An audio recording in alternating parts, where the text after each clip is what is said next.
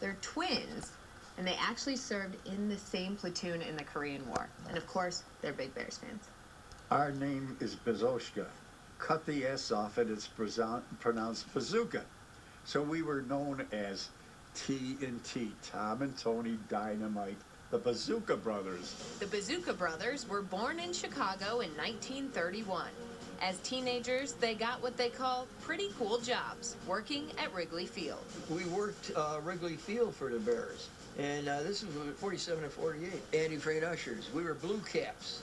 You came down with a blue cap, and you had your blue shirt, a white shirt, blue tie, and blue pants over there.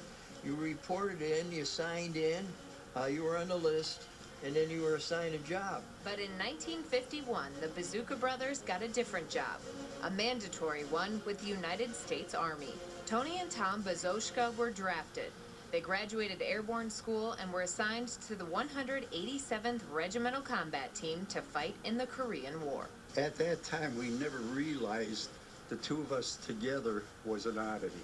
Well, that's what I was going to say. Normally, they don't we never put realized brothers. whatsoever. We had no idea. We thought had that was just automatic. Automatic. We never asked to be together. We never had any feelings or any ideas about it. It just was normal way. And we were kind of for it. Yeah, it was nice. Perfectly that was the right time. We enjoyed that. Now the fact that we were together was kind of frightening because I'm next to you. It's you know, the guys are falling all around you and everything, and the chances of one of us being hurt or killed was a great possibility. The 187th Airborne Regimental Combat Team, we were fighting with the greatest unit on earth as far as both him and I are concerned. The brotherhood is in the wings, and we still are proud of that. As the war went on, the need for medics grew. The brothers had extensive Boy Scout training growing up and decided to become combat medics together. When we left infantry to become medics, there was a different attitude toward us. You're a helper now. You are responsible for their lives, and those guys recognized it and knew it way before we knew it. Everything was nice for about 3 or 4 months. Then all of a sudden we went back in combat as medics. And that's when Tony and I realized all the guys who are being killed and all the guys you have to take care of are your best friends. When something would happen, I go right at it, no problems, nothing over here. As soon as I get through with the guy, I go and heave my guts out. That became a pattern. Cry like a baby. Our job was to get the guys back to the rear area within a half hour, and they had a chance. So we did anything and everything. So we got him back. We never knew whether he lived or died. How strong was that bond between the two of you, being in the same company and fighting next to each other? Fighting alongside of your brother, especially your twin brother, is like spending a half a year or more in a field that are loaded with poisonous snakes. So needless to say, what we weren't aware of, the fact over here how much it was wearing on one another. And it kept building and building and building. And still till today, I spend half my life trying to forget. Although there's a lot of memories Tom and Tony try to forget, there is one that they both remember and still argue about to this day. It was in the middle of heavy artillery fire. It blew us over the hill, and that's where we come bouncing on the rocks and that. Eventually, I stopped and landed on my back, right on top of a rock. And our sound, his crank sound powers start ringing, so I was close to it, so I went to answer it, and they said, "Is your medic there?" And I said, "Yeah." I didn't say, "It's me." He said, "Well, get his ass over here. Our medic just got killed." That's me. Yeah. That's me. So for about 15 minutes, I had a dead twin. He hears rustling and rustling down. He looks down there, and there I am. I'm trying to grab. First of all, my body was so sore I could hardly move. I couldn't hear a damn thing from that sound, the shell of it, and I could hear rah, rah. And I don't know if I was half out or half in, and he comes over there and swearing. See, Tom likes the idea that I came over and started swearing like a storm. I tell you exactly what he says. He says, "You're supposed to be dead." He doesn't. I says, "I am not dead." They're starting to shoot the mortars, and there the two of us standing there arguing, which we have a habit of doing the rest of our life.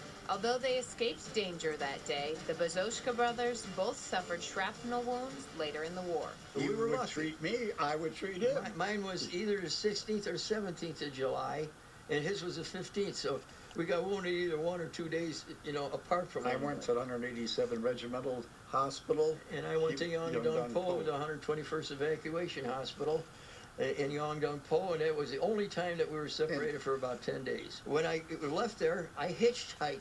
Where's the 187? Where's the 187? Where's the 187? I kept hitchhiking until I finally got back to the outfit. And now when I think about it, we just had to get back together again. And they've been together ever since. These Purple Heart veterans still live in Berwyn, around the corner from each other, and cheer on the Bears every Sunday. Let's talk about the Bears. We've been Bear fans for, like Tony says, in the early 40s. It runs in our blood. The first player that I saw was a monster, Bulldog Turner. Yeah.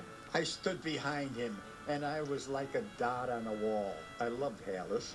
I am as much a favorite of the McCaskies as I am of the Bears. We've been in a training since 2007.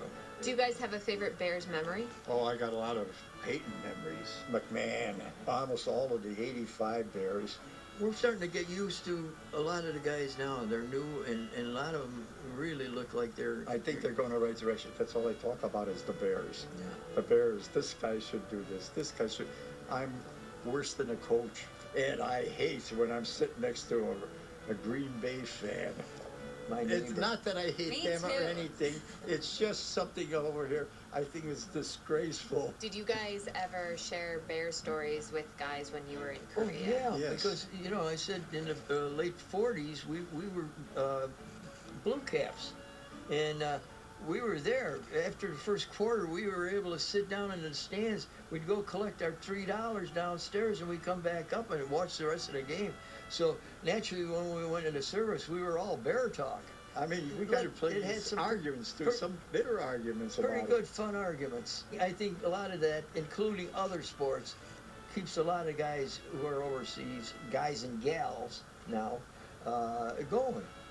It I really mean, that's does. what you have to relate back Because to. you have nothing to do or anything around you. Nobody's familiar with that, but boy, the Bears are familiar. Our Bears are it.